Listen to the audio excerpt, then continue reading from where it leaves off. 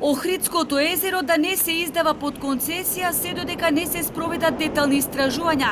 Факт е дека во Албанија се ловат големи количини пастрмка, а кај нас се ја сотреа и пастрмката и билвицата, но без да се направи проценка не може да се каже реално во каква состојба е рибниот фонд, велат природонаучниците. Она што ние за кое што се залагаме е пред се интегрирано управување на езерото, каде што двете страни, двете држави со своите технички експерти ќе седнат, ќе направат проценка на рибниот фонд, ама реална проценка, која што не е направена одамна. Од кога не е направена? Реалната проценка зависи од она колку науката е присутна на езерото, односно колку има средства да ја следи состојбата. За жал, последниве 2 децении ние имаме само да речем инцидентни сознанија, а не перманентни.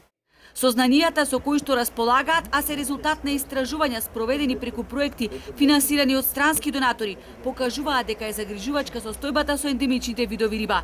Но и покрај тоа, државата не покажува интерес за рибниот фонд на Охридското езеро. Единствено лани преку Министерството за земјоделие се издвоиле пари за таа намена, но ниту средствата биле доволни, ниту периодот бил поволен за да се стекнат вистински созданија.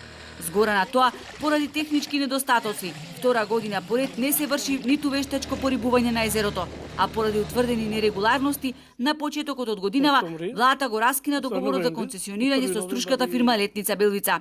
Езерото скоро цела година е без стопан и без контрола. Сега во моментов кога нема концесионер, не сме да има никаков риболов и не сме риба да се појавува на ниеден пазар, ниту на црниот, ниту на белиот. За жал и по рестораните имаме. Знаеме дека и на луѓето им се нудат и она што го рековте, мали примероци на пастрмка наместо белвица, за жал се уништува драстично. Познато ми е да речам дека на одредени места и нарочно се лови таква мала риба, мала пастрмка.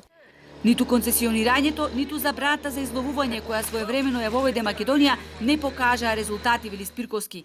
Конците ги испуштија од раце двете соседни држави кои го делат Охридско. За илустрација, од евидентираните ловини, Македонија пријавува помалку од 100 кг пастрмка на годишно ниво, а Албанија од 50 до 70 тони риба. Ова покажува дека доколку не се промени целосно од корен законската регулатива, никогаш не ќе успееме да го заштитиме рибниот фонд на Охридското езеро, вели Спирковски.